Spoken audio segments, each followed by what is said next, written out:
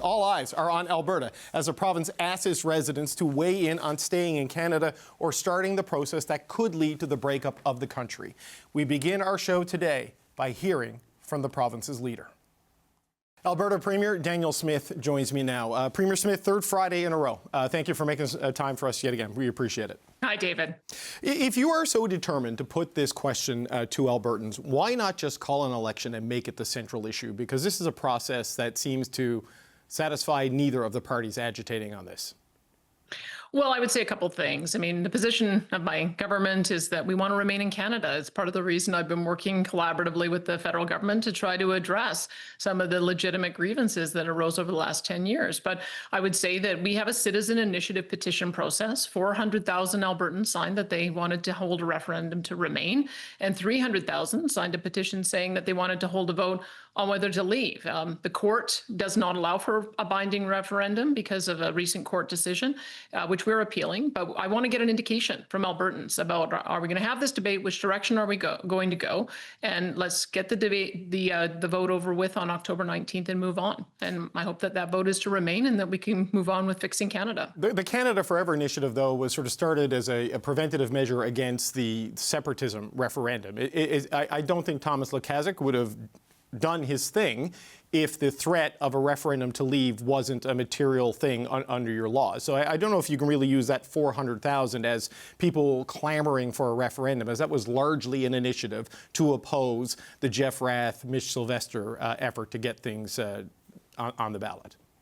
Well, I know that the proponents trying to rewrite history on that. But if you go back and look at the comments, it was very clear that that was the intention. That's why 400,000 people signed up. And that's what I've got to be looking at is what was the intention of the people who signed those two different petitions? 700,000 people is a lot of people asking for a democratic process. And that's what we're trying to do. We're trying to do it within the limits of the law, within the limits of the court decision. But I need to get an indication of whether Albertans want to, as I do, remain in Canada, or whether they want to initiate a legal process for a binding referendum, and that's what we're going to be asking in the fall. Well, you've made clear you disagree with the court decision, but we do have a court decision that stands as of right now that said the citizens' initiative petition by the separatists didn't meet the bar. There's been a data breach and the sharing of private information that is now still visible on American websites, and David Parker is refusing to cooperate with the Elections Alberta investigation, So with all of that swirling around this, how is any of this in the best interest of all Albertans?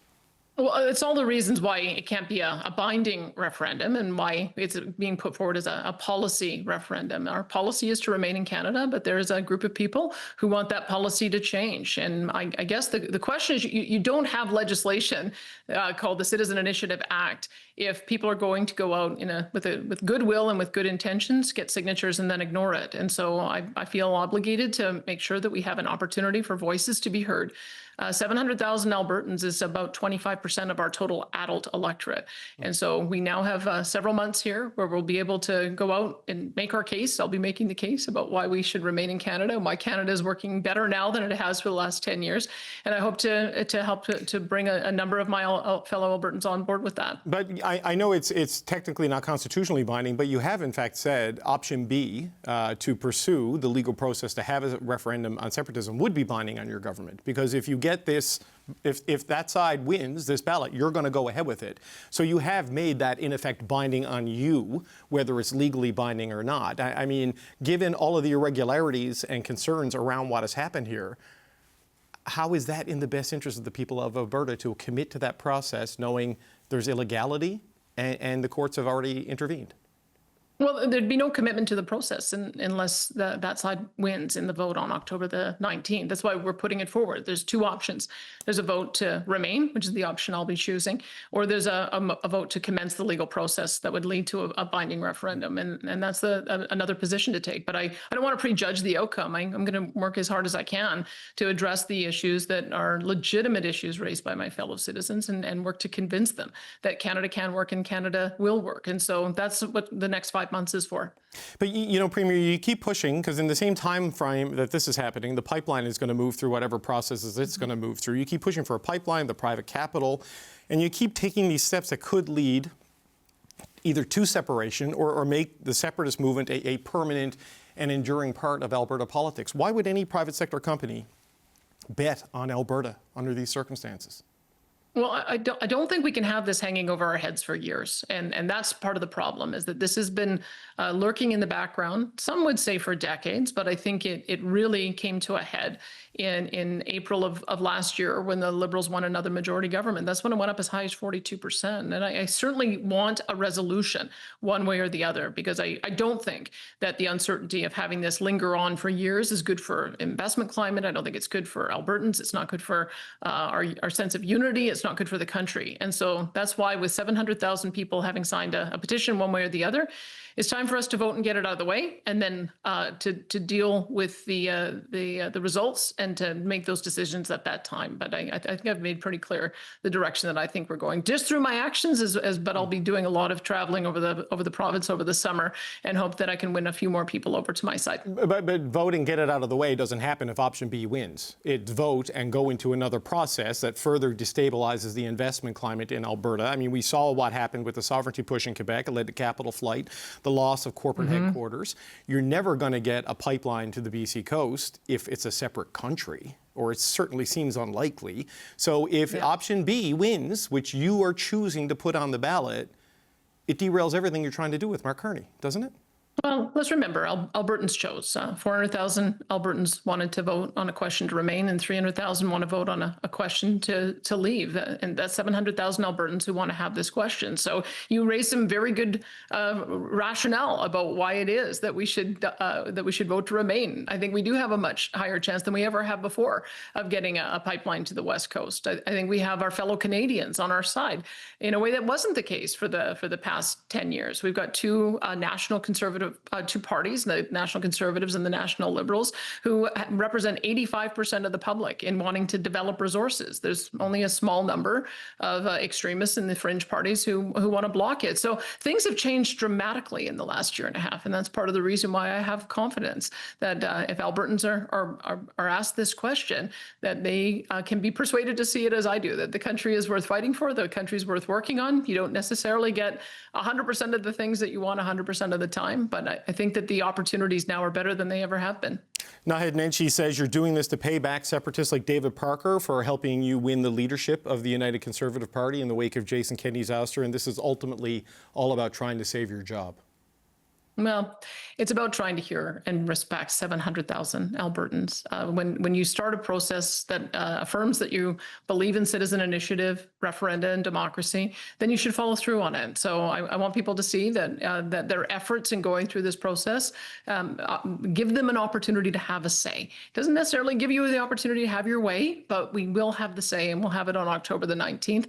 And I think that that's just being respectful of the citizens who went through that process, and it's being respectful of democracy. And I would hope that the leader of the opposition would work with me on persuading more Albertans to remain and identifying the problems that are causing the division. Part of the problems causing the division is his national leader, Avi Lewis, who got elected saying he wants to keep all fossil fuels in the ground. That's part of the reason why we have had this division in our province and in our country. So if he wants to be constructive, then I would say that he should be talking to his federal leader first. Right. Well, look, Avi Lewis doesn't have a seat, and he has a caucus of 5. So I'm not sure how much that is moving the needle in Alberta politics, Premier, with all due respect. And I know you say you want to respect the wishes of the 700,000 people who signed these petitions, but neither Thomas Lukaszuk or Jeff Rath or Mitch Sylvester seem happy with the option you've chosen. So they say it doesn't actually respect their wishes, right? And I know you singled out Mr. Lukaszuk for criticism in terms of inconsistency, citing 6, 7, 8 statements that he has made on a referendum.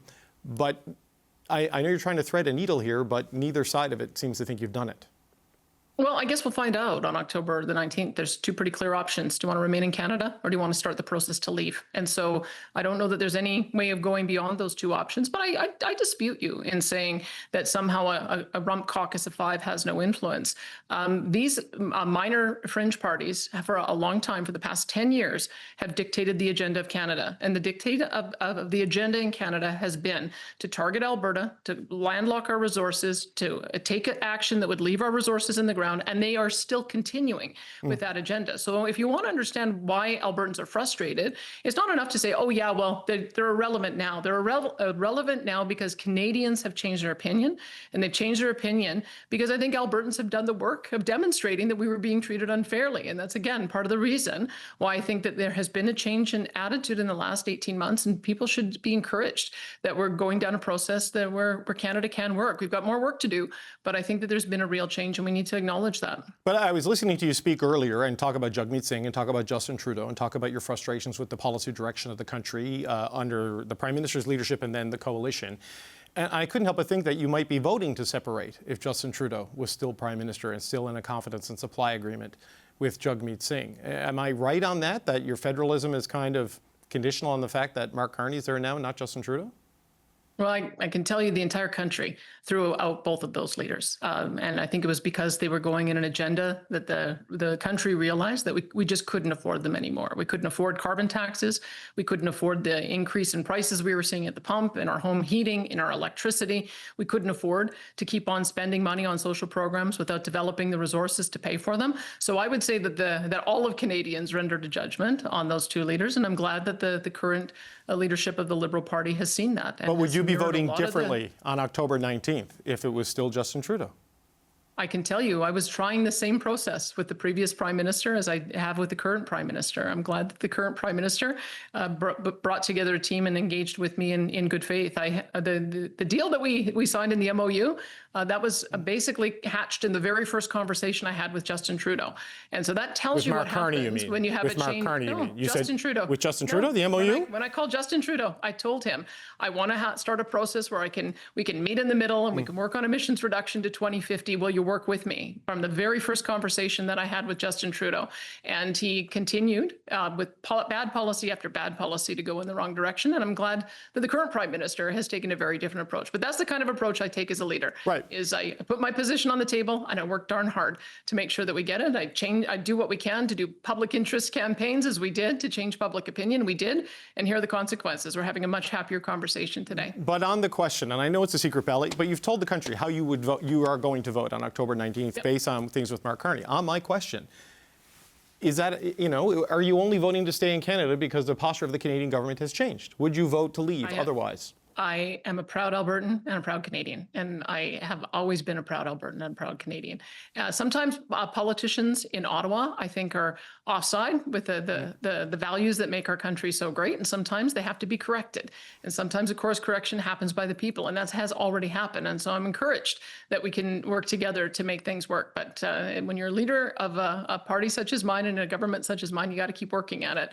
And I'm glad to see that it's going in our direction. But you said repeatedly you're a federalist, but you've done these things to give the separatists their day that they've been looking for on October 19th, and you've explained your rationale why. But a lot of people would look at that and say a true federalist would not go to the lengths that you have gone through to put the country on the ballot. Well, I believe in citizen initiative. And there's a ballot that isn't going forward. It was to end funding for private schools. There's another ballot that they're trying to get signatures for to have a question on coal. A citizen initiative process is not about ideology. It's about giving people their say. And in this case, we've had 700,000 people on two different positions saying they wanted to have this debate. So what I stand for is supporting the democratic process. And that's what we're going to see play out over the next 5 months and have the vote on October the 19th.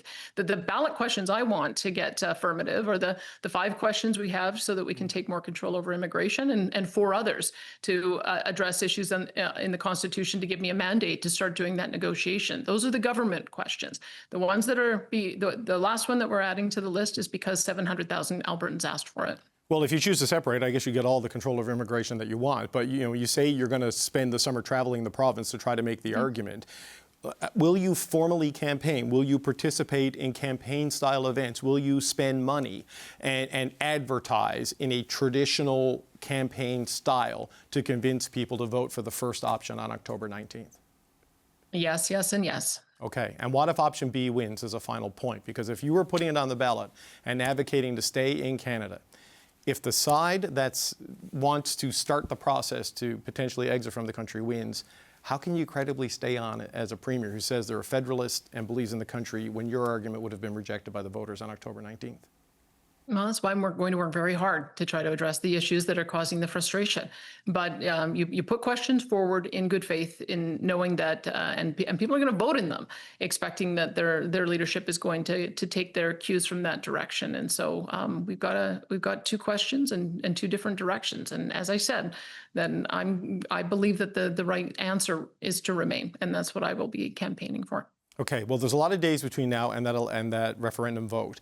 Jeff Rath and others say they're going to be gunning for you for this. They're going to try to take over parts of the party. They're going to try to get a special AGM, and they're going to try to get you kicked out. Are you prepared to fight an insurgency within the United Conservative Party from the separatist base on this choice today? Well, look, the ultimate policy test is a province-wide referendum where all 4 million or so Albertans who are qualified to vote have a chance to give their opinion. That's what we're doing, and that is the process that we're going through. And I would hope that the results of that will be respected. I'll respect the results of that, but in the meantime, I'll be working, as I said, to convince my fellow Albertans that Canada is worth fighting for. We've had some politicians who've led us down the wrong path for about 10 years, but I think we're seeing a very strong reversal of a lot of those bad policies. And what's more, we see that our fellow Canadians are on our side. So that's the direction I'll be going in the next 5 months. But do you think that is a true and real material threat from Jeff Rath and others that they will organize to try to take you out as leader? Well, I don't know. I mean, it's not what my consideration is right now. My consideration right now is the 700,000 people who said they wanted to vote, and a 5-month process that we're going through to have a referendum, and then we'll see what the outcome of that is. But October 19th is going to be the day, and we've got a lot of work to do in the meantime. Alberta Premier Danielle Smith, until next week, I guess. Thanks so much for your time. We appreciate it. Thanks, David. We'll talk again. Bye-bye.